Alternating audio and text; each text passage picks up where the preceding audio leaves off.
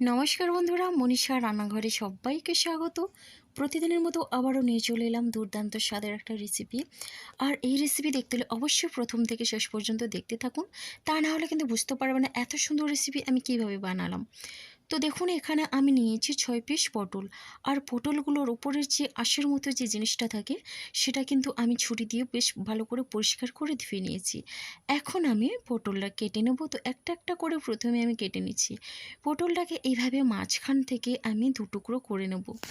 এরপর দেখুন, একটা টুকরো থেকে আমি আবারও দু টুকরো করে নিচ্ছি। এখন ছুরি দিয়ে এইভাবে একটু সরু সরু করে কাট লাগিয়ে নিচ্ছি। যেভাবে আমরা আলু ভাজা করি সেই রকম সরু সরু করে কেটে নিচ্ছি। তবে হ্যাঁ, এটা কিন্তু পুরোপুরি কেটে বের করা যাবে না, এইভাবে লেগে থাকবে পটলের গায়ে। এইরকম করে ছোট ছোট করে সরু সরু করে চিড়ে নিতে হবে। তো দেখুন বন্ধুরা, এইরকম করে আমি সবগুলো করে নেব। আর এই কাজটা আমি ছুরি দিয়ে করছি, আপনারা চাইলে এটা বটি দিয়েও করতে পারেন, আপনাদের যেমন সুবিধে হবে সেই বুঝে কেটে নিতে পারেন। দেখুন, এইভাবে খুব সুন্দরভাবে কেটে নিতে হবে। তবে আর একটা দেখিয়ে দিচ্ছি, এটা কিন্তু আমি মাঝখান থেকে দু টুকরো করবো না, এটা কিন্তু এইভাবে গোটা রেখে আমি চারদিকে এইভাবে সরু সরু করে কেটে নিচ্ছি। তো এটা কিন্তু দুরকমভাবে ভাজা যায়, এই রকম দু টুকরো করে, আবার এইরকম গোটা রেখো। মোটামুটি আমার কিন্তু এইগুলো আমি কেটে নিয়েছি। তো সবগুলো কেটে নেওয়ার পরে এখন আমি একটা পাত্রে তুলে নিচ্ছি। পটলটাকে কিন্তু আগের থেকে ধুয়ে নিতে হবে, কাটার পরে কিন্তু ধোয়া যাবে না। এখন আমি স্বাদ অনুসারে দিয়ে দিচ্ছি লবণ। এবার লবণ দিয়ে বেশ ভালোভাবে মিশিয়ে নিতে হবে, যাতে পটলের মধ্যে লবণগুলো বেশ ভালোভাবেই ঢুকে যায়, তা নাহলে কিন্তু ভালো লাগবে না খেতে।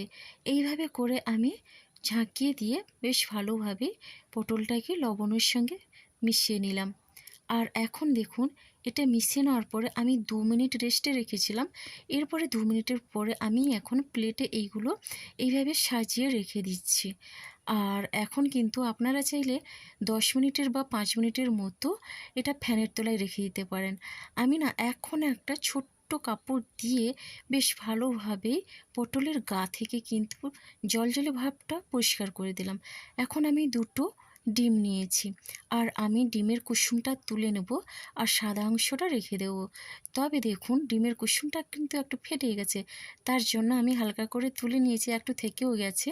আর এইভাবে আমি একটা হ্যান্ডউইচ দিয়ে বেশ ভালোভাবে এটা মিশিয়ে নিচ্ছি। তবে এটা কিন্তু ক্রিমের মতো করে নিয়েছি, আর ডিমের এই সাদা অংশটাকে ক্রিমের মতো করে নিয়ে আমি কিন্তু রেসিপিটি বানাবো। আর এইভাবে করে বানালে কিন্তু ভীষণই ভালো লাগে। দেখুন বন্ধুরা, এটা কিন্তু একেবারে ক্রিমের মতো করে নিয়েছি। আর এখন দেখুন, আমি ওই প্লেট থেকে পটলগুলো এই রকম একটা পাত্রে নিয়ে নিচ্ছি। আর এইভাবে সবগুলো পটল নিয়ে নেওয়ার পরে আমি যে ডিমের সাদা অংশটাকে ক্রিমের মতো তৈরি করে রেখেছিলাম, এটা কিন্তু আমি এই পটলের সঙ্গে বেশ ভালোভাবে মিশিয়ে নেব। তো দেখুন বন্ধুরা, এখন আমি এই ক্রিমটা দেওয়ার পরে পটলের সঙ্গে বেশ ভালোভাবে মিশিয়ে নিচ্ছি। তবে আমি যে কুসুমটা তুলে রেখেছি, কুসুমটা কিন্তু আমার পরে কাজে লাগবে। তো দেখুন বন্ধুরা, এইভাবে আমি ডিমের এই ক্রিমটা মিশিয়ে নেওয়ার পরে এখন সাইড করে রেখে দিলাম। এদিকে আরও একটা আমি পাত্র নিয়েছি, আর এখন আমি এখানে দিয়ে দিচ্ছি 1 চামচ পরিমাণে ময়দা আর 1 চামচ পরিমাণে কর্নফ্লাওয়ার। এবার দিয়ে দিচ্ছি হলুদ গুঁড়ো, লঙ্কার গুঁড়ো, আর এটা আমি কাশ্মীরি লাল লঙ্কার গুঁড়ো দিলাম। দিয়ে দিলাম জিরের গুঁড়ো, আর এখন দিয়ে দিচ্ছি গরম মশলা গুঁড়ো, দিয়ে দিচ্ছি স্বাদ অনুসারে লবণ। আর এখন আমি দিয়ে দিচ্ছি চিলি ফ্লেক্স। চিলি ফ্লেক্সটা দিলে একটু ঝাল ঝাল লাগবে, আর ওই লঙ্কার দানাগুলো যখন মুখে পড়বে না, বেশ ভালো লাগবে। তবে আপনারা যদি এখানে চিলি ফ্লেক্স না দিতে চান, শুধুমাত্র লঙ্কার গুঁড়ো দিলেও হবে। আমি কিন্তু এখানে কাশ্মীরি লাল লঙ্কার গুঁড়োই নিয়েছি।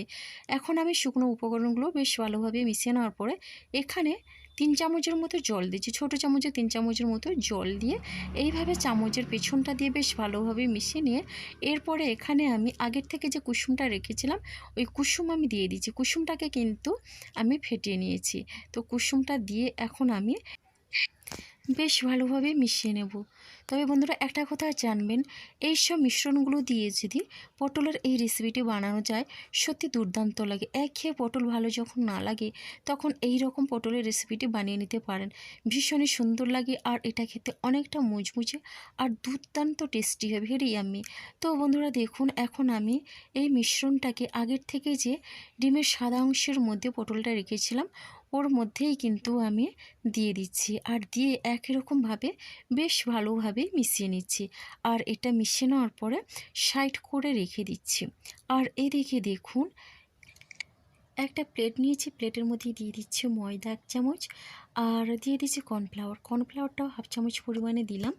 আর এখন আমি দিয়ে দিচ্ছি এখানে ব্রেড গ্রাম, তো এখানে আমি কিন্তু 1.5 চামচের মতোই দিচ্ছি। ভীষণই সুন্দর লাগে এই রেসিপিটি। তো এখন আমি এখানে দিয়ে দিচ্ছি গরম মশলা গুঁড়ো, তবে এখানে আমি কিন্তু লবণ দিয়েছি স্বাদ অনুসারে। তো বন্ধুরা লবণটা দেওয়ার একটু স্কিপ হয়ে গেছে, প্লিজ ক্ষমা করে দেবেন। আর এখন লবণ, গরম মশলা সব কিছু দিয়ে বেশ ভালোভাবে এটা মিশিয়ে নিচ্ছি। মিশিয়ে নেওয়ার পরে দেখুন, আমি যে পটলটা রেখেছিলাম পটলটা এইভাবে চামচের সাহায্যে তুলে নিয়ে এখন আমি এইভাবে চেপে চেপে আমি এই মিশ্রণটার সঙ্গে মিশিয়ে নিচ্ছি। পটলের এই রেসিপিটা দুপুরে গরম গরম ডাল ভাতের সঙ্গে কিন্তু দুর্দান্ত লাগে। এমনকি সন্ধ্যের সময় স্ন্যাক্স হিসেবে চা আর কফির সঙ্গে কিন্তু অসাধারণ লাগে। তো বন্ধুরা একই রকমভাবে এই রকম আমি এই মিশ্রণের সঙ্গে পটলগুলোকে চেপে চেপে এইভাবে মিশিয়ে নিলাম। আর এদিকে দেখুন, গ্যাসে একটা ফ্রাইং প্যান বসিয়ে দিয়েছি। ওর মধ্যে কিন্তু আমি সাদা তেল দিয়ে আগের থেকে গরম করে নিয়েছি। এখন আমি পটলগুলো দিয়ে দিচ্ছি একটা করে। পটলের এই রেসিপিটা হয়তো বানাতে একটু সময় লাগে, কিন্তু ভালো কিছু খাওয়ার জন্য একটু হাতের সময় নিয়ে বানালে ভীষণ ভালো লাগে। তো বন্ধুরা একবার হলেও এটা ট্রাই করবেন, দেখবেন পটলের এর থেকে আর ভালো রেসিপি হয় না। মনে হবে পটলের সব রেসিপির থেকে এটা যেন সেরা। তাহলে চলুন এখন পটলটাকে উল্টে নিচ্ছি। উল্টে পাল্টে আমি লাল লাল করে ভেজে নেব। আর এই পটলের এই রেসিপিটা কিন্তু বাচ্চা বড় সবার ভীষণই প্রিয়। সবাই কিন্তু একবার খাওয়ার পরে পটলের অন্য কোনো রেসিপি খেতে চাইবে না। তো বন্ধুরা দেখুন, উল্টে পাল্টে এইভাবে লাল লাল করে পটলটাকে আমি ভেজে নিয়েছি। আর এখন এটা পরিবেশন করছে টমেটো সসের সঙ্গে, দুর্দান্ত লাগে। আপনারা যে কোনো সসের সঙ্গে এটা দিতে পারেন। তো বন্ধুরা দেখুন, পটলের এই রেসিপিটি কেমন লাগলো অবশ্যই একটা কমেন্ট করবেন। ভালো লাগলে লাইক, শেয়ার, কমেন্ট এবং সাবস্ক্রাইব করে আমার পাশে থাকবেন। তো বন্ধুরা আজকের রেসিপিটি আমার এই পর্যন্ত। আগামীকাল আসবো আবারও একটা নতুন রেসিপি নিয়ে। আপনার